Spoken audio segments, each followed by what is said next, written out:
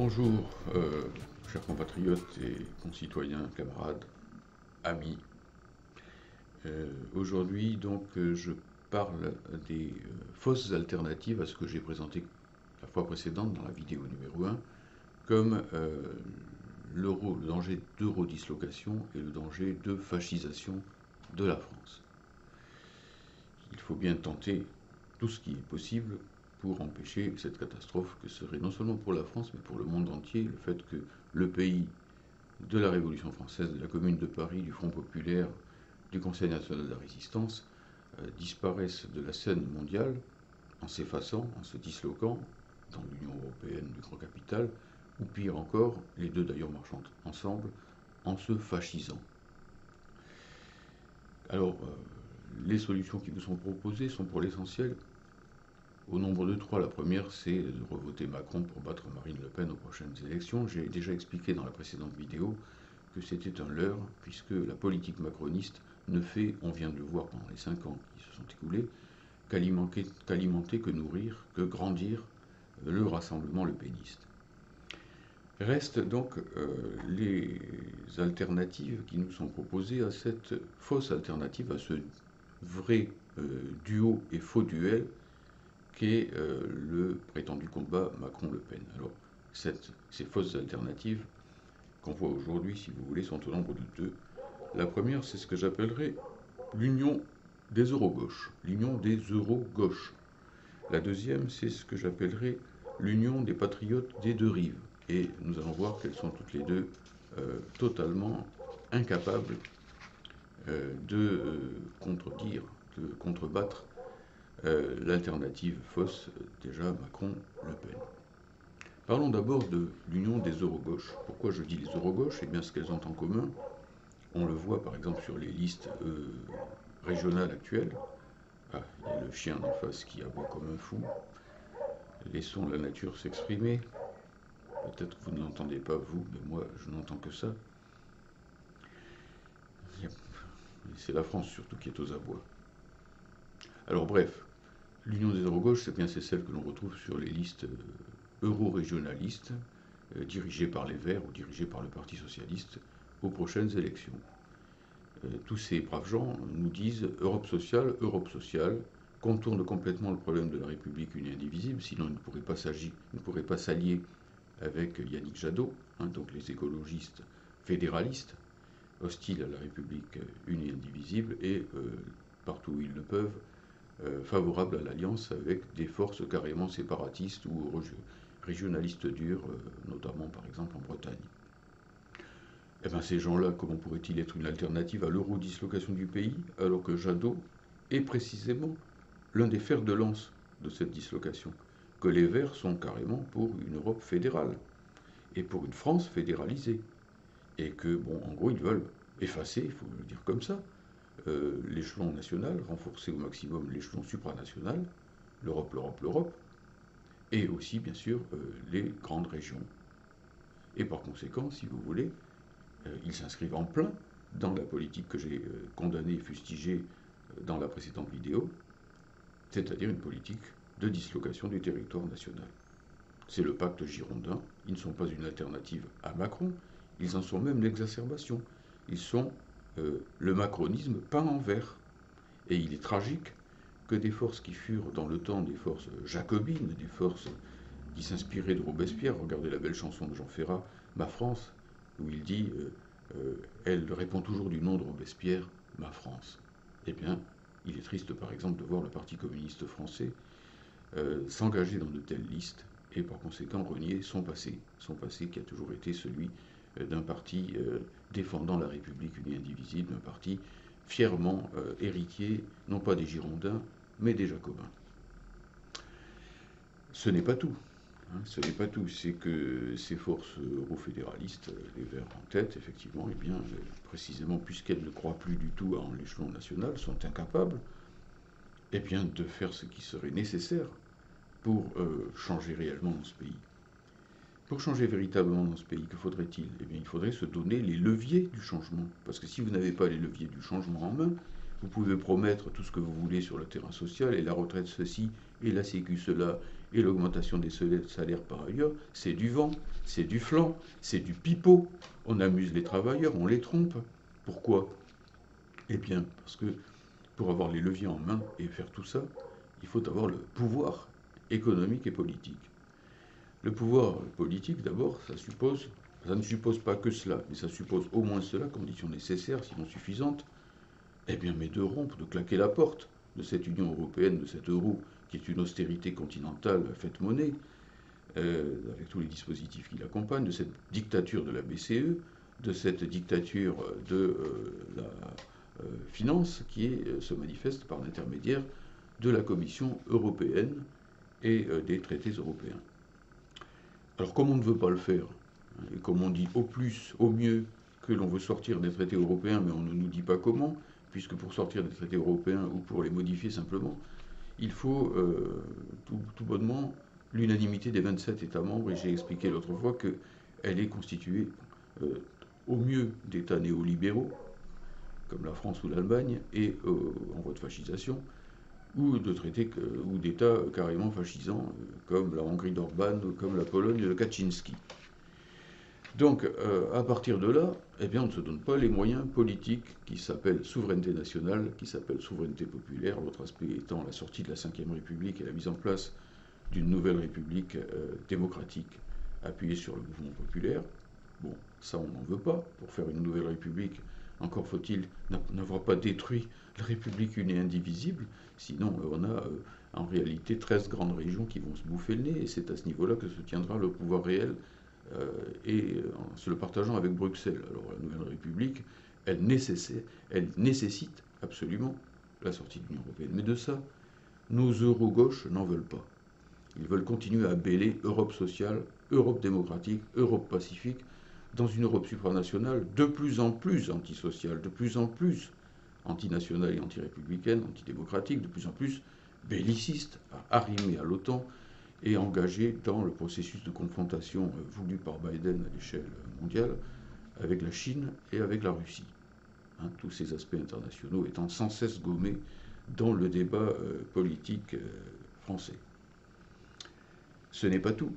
Bien sûr, il faut un autre aspect pour pouvoir dominer réellement la situation, pour pouvoir engager le changement. Georges Marchais, déjà dans les années 70, lorsqu'il s'affrontait à François Mitterrand au moment de la rupture du programme commun, disait très clairement qu'au-dessous d'un certain seuil de nationalisation des grandes entreprises, des secteurs économiques stratégiques français, notamment les banques et les grandes industries, il n'y aurait pas de changement, parce qu'il n'y aurait pas les moyens du changement, les leviers du changement. Eh bien, vous savez que Mitterrand a gagné le bras de fer, les travailleurs ont eu tort à l'époque, ils ont soutenu majoritairement Mitterrand et non pas Marchais, qui sur ce plan avait raison. Et lorsque ce sont les travailleurs qui se trompent, nous le leur disons aussi parce que nous sommes leurs amis. Et du coup, qu'est-ce qui s'est passé? Eh bien, on a nationalisé que les sièges sociaux, en réalité. Les nationalisations n'ont pas réellement pris corps en France. On ne s'est pas donné les moyens de faire des nationalisations qui puissent être démocratiques, avec le pouvoir réel aux travailleurs et à la nation. Et donc, en fait, en réalité, on a fait semblant de nationaliser. Et du coup, il n'y a pas eu de changement.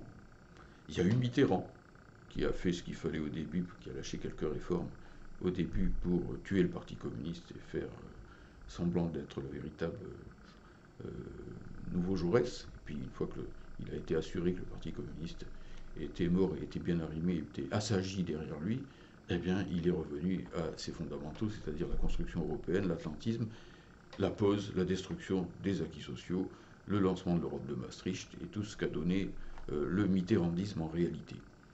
Alors voilà, les euro-gauches ne veulent ni rompre avec l'Union européenne, ni nationaliser véritablement. Je vous défie de trouver le mot nationalisation dans leur programme respectif, y compris celui des communistes, enfin des PCF plus exactement, puisque lors d'une de ses premières interviews, Fabien Roussel, le nouveau secrétaire national interrogé sur la nationalisation, a rigolé en disant que le journaliste ne savait pas que dans le nouveau logiciel du PCF, il n'y avait plus cette chose. Et pour cause, quand on ne croit plus à l'indépendance nationale, on ne peut plus croire aux nationalisations. Ça marche ensemble. Et quand quand on ne croit plus aux nationalisations, c'est qu'on n'est plus pour le socialisme, c'est qu'on n'est plus pour la révolution, c'est qu'on n'est plus communiste. C'est QFD. Reste maintenant la deuxième fausse alternative, celle de ce qu'on appelle l'union des patriotes des deux rives. Certains nous disent, bon, la gauche a failli, par conséquent, ce qu'il faut, c'est une unité de tous ceux qui sont pour restaurer l'indépendance nationale, donc l'union de tous les souverainistes, qu'ils soient de droite ou qu'ils soient de gauche. Oui, qu'ils soient surtout de droite, parce qu'en réalité, quand on regarde ce qui se passe concrètement, on s'aperçoit que cette union des souverainistes, chaque fois qu'on essaie de la mettre en place, ou que certains tentent de faire un pas dans ce sens, c'est répétitif, c'est les forces de droite qui gagnent, qui sont majoritaires là-dedans, et qui nous disent Frexit, Frexit, pour les plus avancées d'entre elles, mais sans se prononcer véritablement sur le contenu anticapitaliste, antifasciste, anti-impérialiste du Frexit. Bon, donc, rêvant d'un Frexit de droite qui est très compliqué à mettre en place dans les conditions françaises, nous ne sommes pas l'Angleterre et nous n'avons pas l'appui total de l'Empire américain derrière. Et d'autre part, évidemment, la plupart de ces prétendus souverainistes, prenons le cas du Dupont-Aignan par exemple, ne veulent pas sortir de l'Union européenne, ne veulent pas sortir de l'euro. Bref, ils ne sont pas vraiment pour la souveraineté, ce sont des souverainistes sans souveraineté pour la plupart d'entre eux, et qui plus est, ils ne veulent pas mettre au centre de leur attention le monde du travail, la marche au socialisme. Par conséquent, ils ne veulent pas réellement ni du Frexit progressiste. Et donc, ils ne sont pas véritablement souverainistes. Alors pour qui travaillent-ils au final? De même que l'euro-gauche travaille au final pour Macron, et que bon, elle fait un petit tour, elle fait, comment dirais-je, une apparition au premier tour des présidentielles, puis elle disparaît au second et elle appelle à voter Macron. De la même manière, eh bien, le souverainisme sans rivage, conduit par sa logique même, par sa logique de classe, je ne parle pas des intentions des gens, je ne connais pas les intentions des gens et je m'en fiche un peu, c'est pas ça qui compte, c'est leur logique matérielle qui compte et qui les entraîne. Et donc, comme ils ne veulent pas mettre la classe ouvrière au centre, pour ça, il faudrait un vrai parti communiste, un syndicalisme de classe, qui serait donc au PRCF si c'était le cas, et bien du coup, ils ne proposent qu'une union complètement amorphe qui ne peut que soit déboucher sur rien, des scores marginaux lors des élections présidentielles, soit tout bonnement rabattre vers Marine Le Pen, et c'est comme ça que d'ailleurs on a vu M. Dupont-Aignan rabattre les voix des gens qui lui avaient fait confiance au premier tour des dernières élections présidentielles, devenir le Premier ministre annoncé de Mme Le Pen, entre les deux tours de la précédente présidentielle. Comment croire encore à un personnage comme celui-là? Bref, en gros, pour finir, bien qu'il y ait beaucoup de gens qui, dans cette union des souverainistes des deux rives, soient des progressistes, mais des progressistes égarés, et qui doivent se reprendre, parce qu'il faut qu'ils regardent où ils vont réellement, parce qu'ils nient la plupart du temps le clivage droite-gauche et le contenu de classe, si obscurci soit-il à notre époque, qui est le sien, et bien voilà, donc à partir de là, ni droite ni gauche, et ni droite ni gauche, on sait où ça conduit, où ça a toujours conduit. Hein. Et donc il faut ici mettre le haut là à ce genre de fausse alternative. Le Frexit sera progressiste ou ne sera pas. La raison de fond, je la dis en deux mots, c'est que la grande bourgeoisie dans notre pays a massivement choisi la construction européenne, la construction atlantique. Il n'est que de voir tous les documents fondamentaux, les manifestes en particulier du MEDEF, notamment le manifeste de 2012, Besoin d'air, qui explique que bon, tout se passe désormais à l'échelle de l'Europe, à l'échelle du monde, que bon, la France est trop petite quoi, pour ces gens-là. Hein, leur chasse au profit, elle s'opère à l'échelle du continent ou du monde. Ils ont besoin d'air, A-I-R-E, de surface. C'est typiquement un projet impérialiste. Et donc à partir de là, eh bien, il n'y a pas la place en France, à l'heure actuelle, pour un véritable parti gaulliste comme dans les années 40, 50, effectivement, ou 60, où une partie de la grande bourgeoisie voulait encore construire sa puissance, son profit, principalement à l'échelle hexagonale. Les fusions, je l'ai dit dans la précédente vidéo, s'opéraient surtout à l'échelle de l'hexagone. Pensez à BNP Paribas, Ron Poulenc, à Péchinet, Eugène Kuhlmann, et j'en passe. Aujourd'hui, les fusions, on le voit bien, Renault-Nissan, Peugeot, Chrysler-Fiat, etc., se passent à l'échelle au mieux continentale, au pire transcontinentale. Et donc, Total devient Total Energy. Hein. C'est pas drôle quand même, parce que ça signifie au passage l'assassinat, je l'ai dit l'autre fois, de la langue française. Et donc, voilà. Et du coup, qu'est-ce que ça signifie? Ça signifie que la grande bourgeoisie démolit la nation, détruit la nation, ne s'appuie plus sur la nation que pour la détruire, ne s'appuie plus sur le français que pour passer à l'anglais, et ainsi de suite. Et que par conséquent, eh bien, c'est le monde du travail qui devient le centre de gravité du changement de la lutte pour l'indépendance nationale, pour la coopération internationale loin de la concurrence libre et non faussée. Et que donc, il nous faut construire, mais j'y viendrai dans la prochaine vidéo, une alternative rouge tricolore dans laquelle la classe ouvrière, et plus largement le monde du travail, seront véritablement le cœur et le moteur du changement de la rupture progressiste.